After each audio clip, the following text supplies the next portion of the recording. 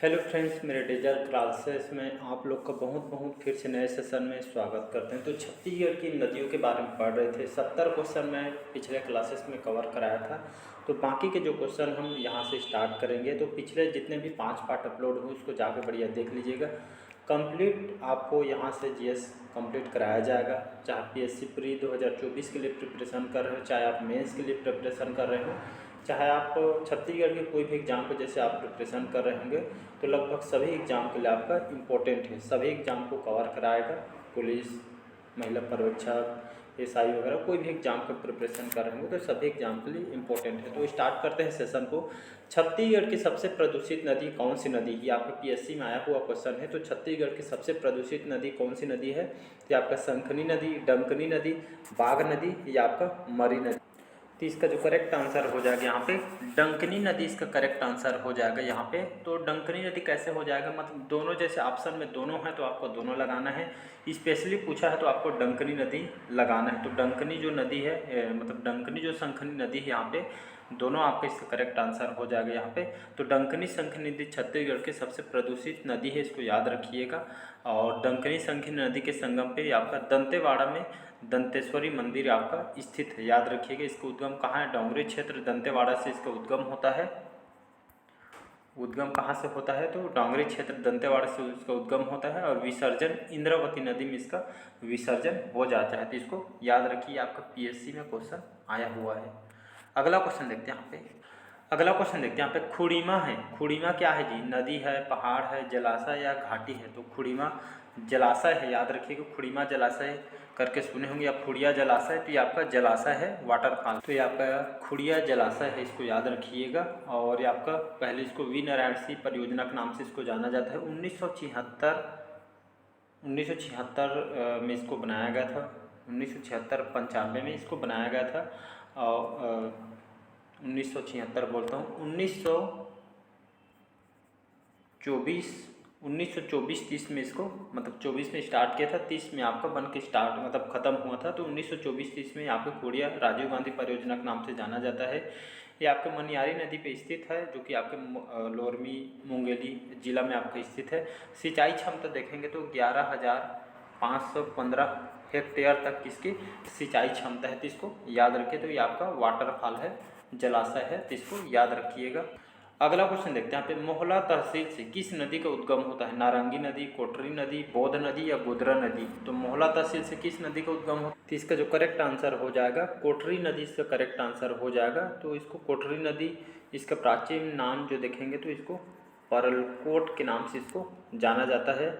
और इसका जो उद्गम जो कि राजहरा की पहाड़ी से इसका उद्गम होता है। मोहला तहसील से किस नदी का उद्गम होता है? तो कोटरी नदी राजहरा की पहाड़ी से इसका उद्गम होता है। कुल लंबाई की बात करूं तो 135 किलोमीटर इसकी कुल लंबाई है। विसर्जन देखेंगे तो इंद्रावती नदी बीजापुर में इसका विसर्जन होता है। इंद्रावती जो कि सबसे बड़ी सहायक नदी है कोटरी नदी के, तो इसको याद रखिएगा। इसका प्रवाह क्षेत्र देखेंगे, प्रवाह कहाँ कहाँ होता है? तो राजनांदगांव, नारायणपुर, बीजापुर इसका यहाँ पे प्रवाह होता है। और कोटरी नदी जो बेसिन है, कोटरी नदी बेसिन छत्तीसगढ़ के दक्षिण पश्चिम दिशा में आपका स्थित है, तो इसको याद रखिएगा। अगला क्वेश्चन देखते हैं।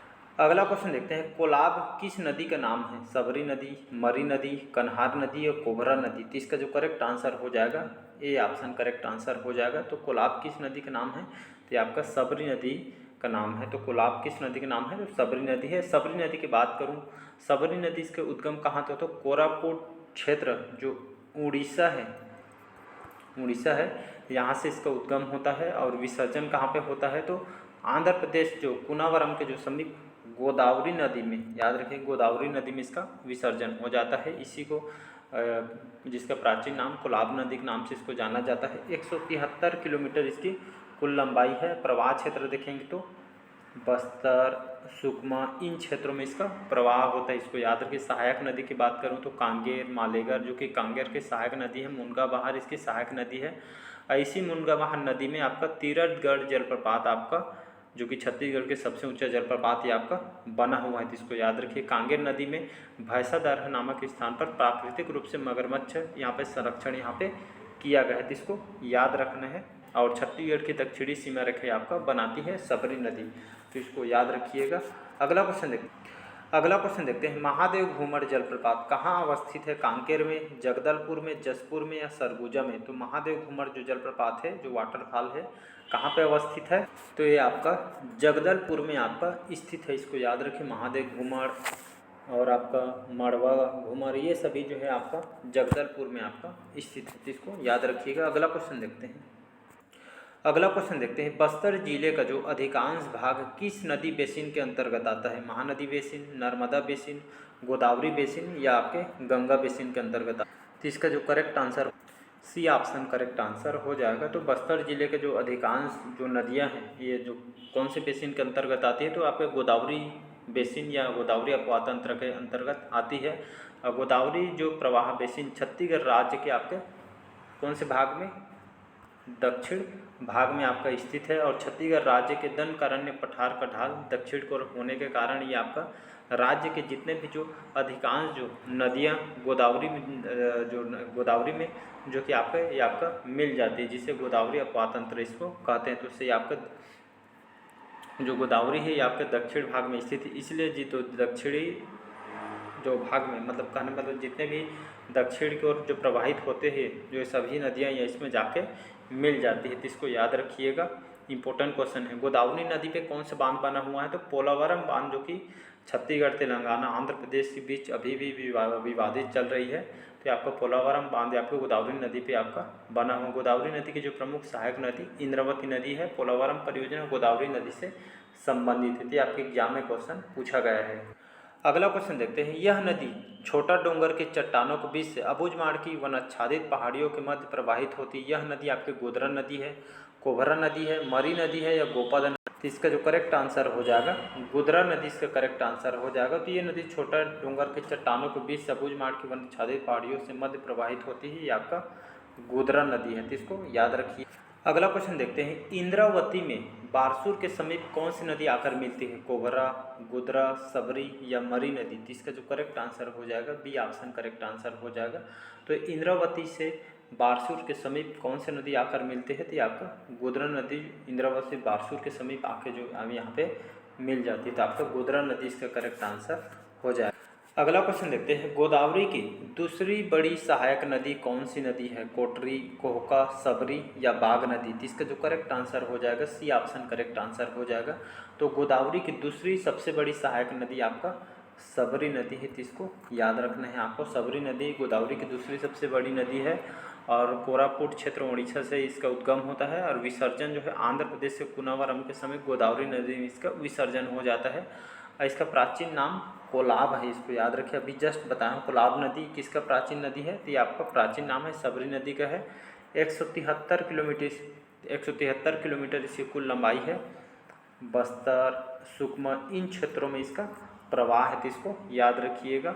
और ये छत्तीसगढ़ की दक्षिणी सीमा रेखा आपका बनाती है सबरी नदी। तो इसको भी याद रखना है आपको। अगला क्वेश्चन देखते हैं यहाँ पे, शिवनाथ नदी किस स्थान पर आकर महानदी से मिलती है? शिवरी नारायण, बद्री नारायण, बस्तर या आपका राज्य? तो इसका जो करेक्ट आंसर हो जाएगा शिवरी नारायण इसका करेक्ट आंसर हो जाएगा। तो शिवनाथ नदी कौन सी स्थान पर आकर महानदी में मिलती है? तो ये आपका शिवरी नारायण, जो कि आपके जांजगीर चांपा और भगवान कहा जाता है भगवान राम जी यहाँ पे माता सबरी के जूठे पैर यहीं पे खाए हुए थे।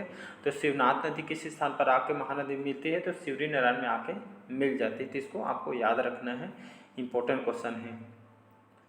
अगला क्वेश्चन देखते हैं यहाँ पे। एक क्वेश्चन इसमें और पूछा जा सकता है, जो शिवरी नारायण जो शहर है या जो आपका जो महानदी है, तो शिवरी नारायण जो कि जांजगीर चांपा जिले में आती है, अभी बताएं ये जो मतलब कौन सी नदियों के संगम के बसा हुआ है? तो इसको याद रखिएगा। तो महानदी, शिवनाथ नदी और आपका जोंक नदी, इन तीनों संगम पे आपका जो शिवरी नारायण जो शहर आपका बसा हुआ है। तो ये क्वेश्चन आपका पूछा जा सकता है। तो इंपॉर्टेंट क्वेश्चन है। अगला क्वेश्चन देखते हैं यहाँ पे।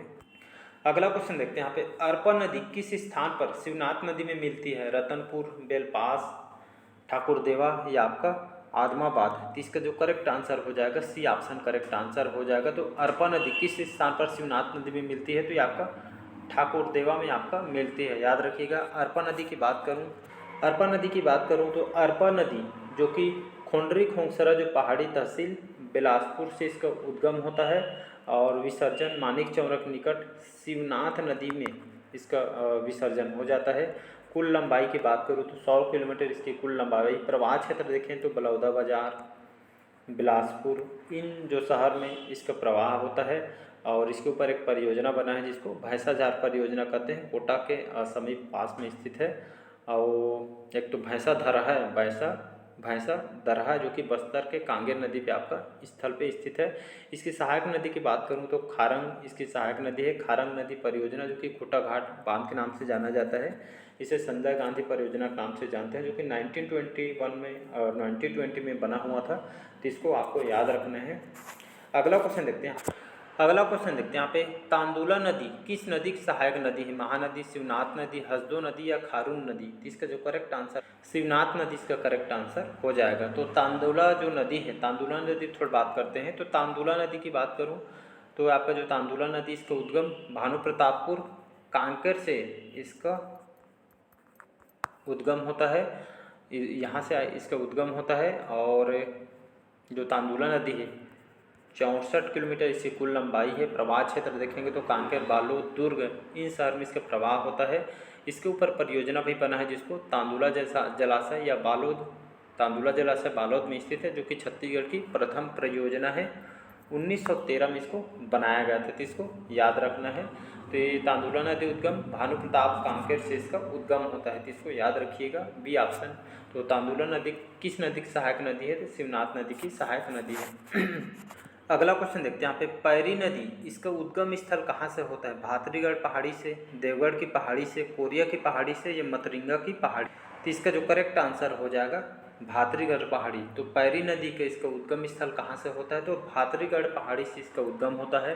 पैरी नदी इसका प्राचीन नाम देखें तो इसको पलासनी नदी के नाम से जानते हैं। और ये जो क्वेश्चन आपके पीएससी में क्वेश्चन पूछा गया है। और भातरीगढ़ पहाड़ी जो बिंद्रनवगढ़ तहसील जो कहाँ थे? गरियाबंद जिले के अंतर्गत, यहाँ से इसका मतलब इसका उद्गम होता है। और विसर्जन राजिम के समीप महानदी में इसका विसर्जन होता है, इसको याद रखिएगा।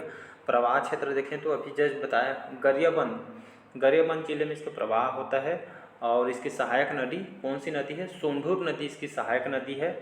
परियोजना भी बना है सिकासार परियोजना, जो कि 1995 में गरियाबंद विश्व के जो कि विश्व बैंक की सहायता से बनाया गया था। सिकासार परियोजना 1995 गरियाबंद में बना हुआ है, वर्ल्ड बैंक की सहायता से बना हुआ है। सिकासार परियोजना जो कि 2006 में विद्युत उत्पादन यहाँ से किया जा रहा है, तो इसको भी याद रखना है आपको। अगला क्वेश्चन देखते हैं यहाँ पे दंतेवाड़ा के जो बैलाडीला पहाड़ी से निकलकर आंध्र प्रदेश में गोदावरी नदी में मिलने वाली नदी कौन सी है? तो सबरी, डंकनी, शंखनी और आपका बाघ नदी। कौन सी नदी है जो दंतेवाड़ा के जो बैलाडीला सुने होंगे? तो यहाँ के पहाड़ी से निकलकर आंध्र प्रदेश में गोदावरी नदी में मिलने वाली नदी कौन सी है? तो इसका जो करेक्ट आंसर हो जाएगा सबरी नदी इसका करेक्ट आंसर हो जाएगा। तो सबरी नदी के बारे में कई बार बता चुका हूँ आज ही के सेशन में। तो दंतेवाड़ा के बैलाडीला जो पहाड़ी से निकलकर आंध्र प्रदेश के गोदावरी नदी में मिलने वाली नदी आपका सबरी। तो सबरी नदी को बताया था 173 किलोमीटर जो है इसकी कुल लंबाई है। और इसका प्राचीन नाम इसको कोलाब नदी के नाम से इसको जाना जाता है। कहाँ कहाँ इसका प्रवाह क्षेत्र है? बस्तर, सुकमा, इन क्षेत्रों में इसका प्रवाह है, तो इसको याद रखिएगा। ये आपका छत्तीसगढ़ की दक्षिणी सीमा रेखा बनाती है। और मुनगा नहर, इसी में जो मुनगा बहार नदी में तीरथगढ़ जलप्रपात जो कि छत्तीसगढ़ के सबसे ऊंचा जलप्रपात ये आपका बना हुआ है। राज्य की एकमात्र नदी जिसमें सुकमा कोंटा से आंध्र प्रदेश के कुनावरम तक 36 किलोमीटर तक यहाँ पे जल परिवहन की सुविधा उपलब्ध कराती है, तो इसको आपको याद रखना है। तो चलिए आज के सेशन हम यहीं तक रखते हैं। बाकी के जो क्वेश्चन हम अगले पार्ट में क्वेश्चन को कवर कराएंगे। तो कैसे लगा कमेंट करके ज़रूर बताइएगा। पहले बार आए तो चैनल को सब्सक्राइब करके रख लीजिएगा ताकि जो नोटिफिकेशन है आप तक यहाँ पे पहुँच पाए। तो मिलते हैं अगले पार्ट में। आज के सेशन यहीं तक रखते हैं। Thank you.